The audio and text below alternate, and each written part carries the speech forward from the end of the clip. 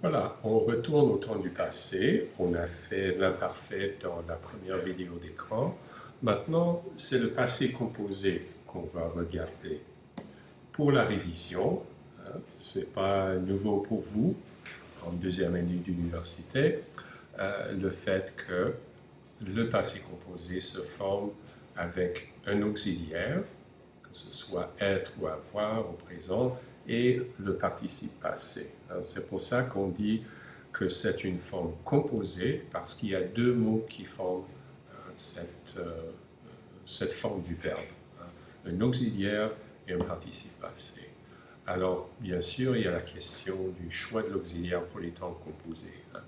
La majorité des verbes se conjuguent avec avoir, mais un certain nombre de verbes se conjuguent avec être.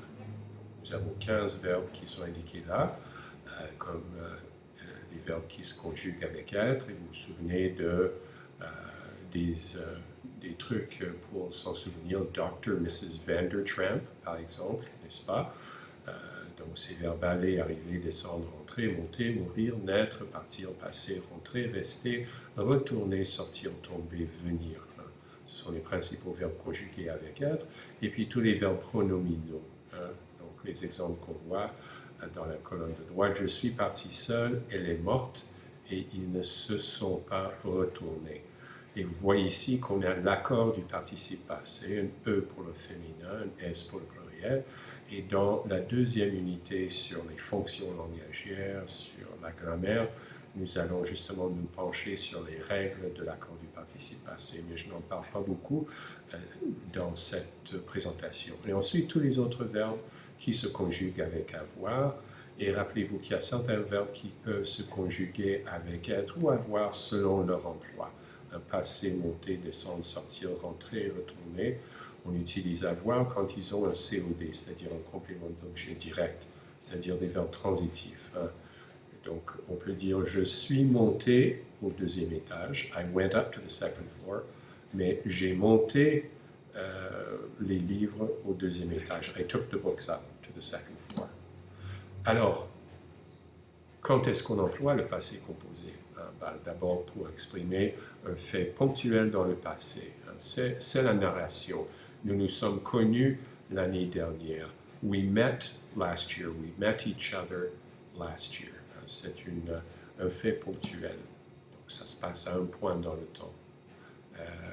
Ou bien pour un fait qui a une durée limitée dans le passé.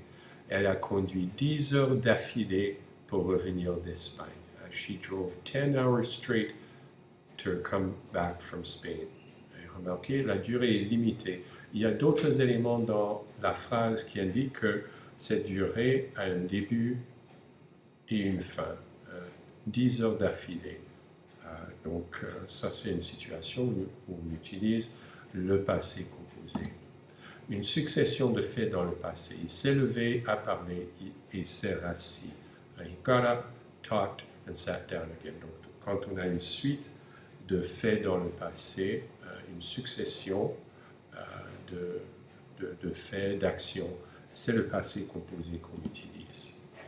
Et finalement, quand un fait passé explique un résultat ou une situation présente, ça y est, nous avons compris. Donc, there we have it, we've got it, we understand. Ça y est, nous avons compris. Donc ça explique un résultat et une situation au présent. Donc forcément, c'est dans le passé, c'est complété et on emploie le passé composé. Donc voilà pour le passé composé. Dans la troisième et dernière partie de cette série de vidéos d'écran, on va regarder le plus que parfait et le passé simple.